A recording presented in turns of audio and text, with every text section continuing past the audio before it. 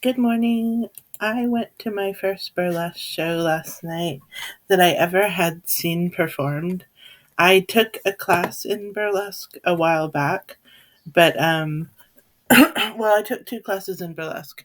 I took Burlesque 101 and then I took character development.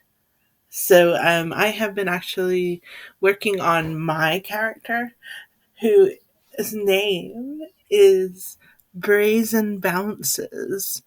That is my burlesque dance name. And I'm going to talk a little bit about character development for a minute. I think that it's really cool that burlesque kind of gives a story that can really be empowering for a lot of people. And that's what character development can be about. And so when I decided to be called Brazen Bounces, I mostly did it because my dog is called Brazen. And I knew that it was a play on things in a way, but I hadn't really thought about the fact that she's a dog a whole lot in the beginning. And then I just was like, well, it's cool that she's a dog. But then I thought about it more last night and I thought to myself, whoa, I need to look into the term bitch because of the whole female dog idea that and so I went down this like little thing this morning looking at some YouTube videos, and these are some quotes that people said things about the term bitch. And this is just like quotes from Madam Mayhem Gaming, which was a small channel that I found that had a really interesting 1 minute thing about the term bitch. So this is what it said. A bitch knows what they want and how to get it. Being a bitch is just setting boundaries. I think it's powerful. I envy people like that. Confident, someone who speaks their mind, has their shit together. Being a bitch is being a strong woman and having a backbone. I know I'm a bitch. Are you? And so that's what that video said. And then I found this other video, The Feminist Evolution of the Bitch. And like 24 people had ever seen it. But it was very interesting. It was like this really neat little documentary by Sarah Patzelt. I'll leave that in the description. The link, or the hashtag. Um, Whatever you call it. She did this 8 minute documentary, and it started off saying that Artemis, the Greek god of the hunt, was sometimes portrayed with a pack of hunting dogs and sometimes transformed herself into an animal. Okay. At the time, it was a sexist slur. There was a sexist slur in Greek that compared the women to dogs in heat as sexually deprived beasts who longed for men. In 500 AD in England, the insult "son of a bitch" rose. The original intention to mark spiritual pagans who worship the bitch goddess Diana.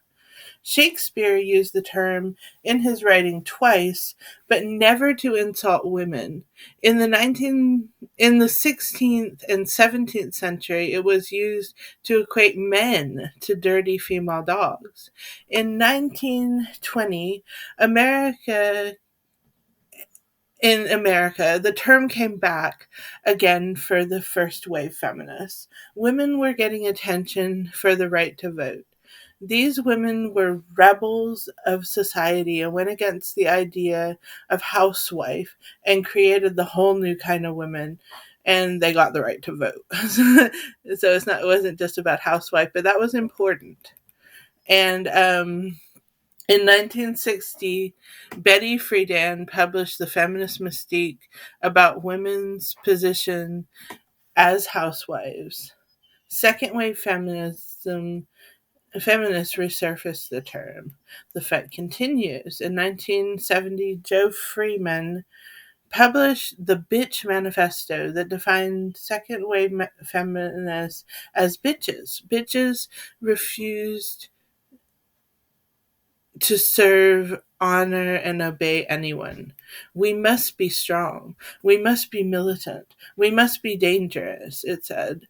We must realize that bitch is beautiful, and what we have nothing to lose, nothing whatsoever. And then in 1996, Bitch Magazine and third wave feminism reclaimed the word. And so, like, I was sitting there thinking about like Brazen Bounces, my persona, and I was thinking, so I had previously written a little bit about Brazen, her persona, and this is what I had written before any of the bitch thought.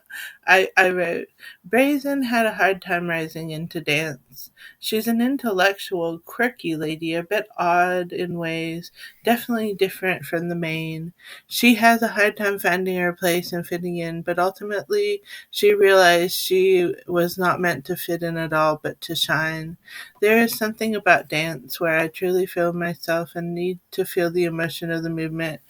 And then I said, hello, my name is Brazen Bounces. I am a scruffy, imperfect dog. You can call me a bitch if you want.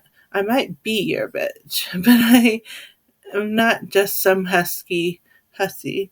And this is my dance. So I had written all that. And I also wrote notes on the burlesque show that I went to. And I think I'm going to read those two in here, assuming this video is still recording. Okay, it is. Okay, my first show. So I wrote some notes, things that I learned at my first burlesque show that I might someday perform myself. I am a writer, so I can't help coming home from an incredible performance and making a geek list. So my first bullet point. I think the most important thing was mental notes about how to move my body. It would be nice to do a class, especially with other large figure dancers, because the bouncier curves, the more I can learn from the chosen position and styles of movement. So many mental notes taken about how to move. Like, I had wondered if I'd be comfortable getting down onto the floor because it requires getting back up. But there are poses that can look good, awesome along the way. Here's another one, another point. The main point of burlesque performance is probably different for everyone, but a big part really seems to be fun. The next show I see will definitely get cash in advance. I've ended up walking to an ATM, but that seems like the funnest way to spend money, frankly, balling it up and throwing it at the amazing performers. It certainly felt well spent. And I came home with a feeling I had experienced something more fun than I had possibly ever done downtown. Here's my next point. The amazing headmistress who taught me my 101 class happened to use the word live art, and it really made me think and seem to be super true term. Stage performance is as true as it gets, and I, for certain, am an artist in many ways. I'm so excited about this term. And then my next point is, when I took burlesque class before, I think I had missed the class that introduced stripping down clothing.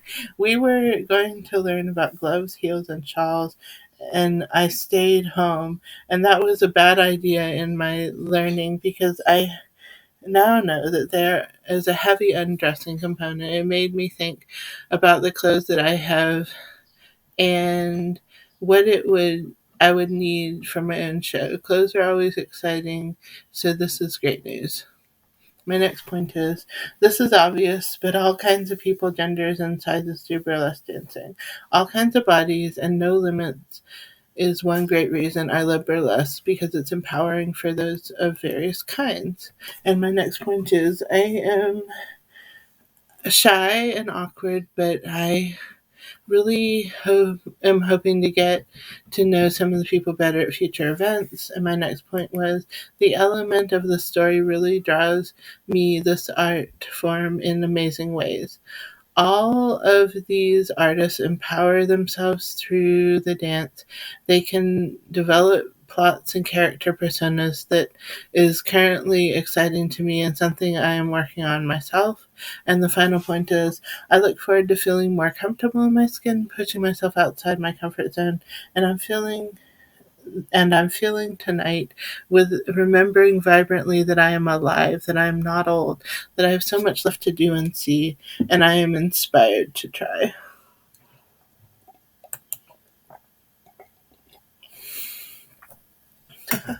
Cheers.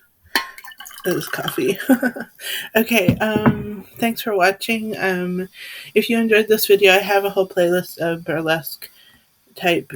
Well, it might not be that many, but it's growing. So I have a burlesque playlist with a little bit of dancing in it. Thanks so much for watching, and stay tuned.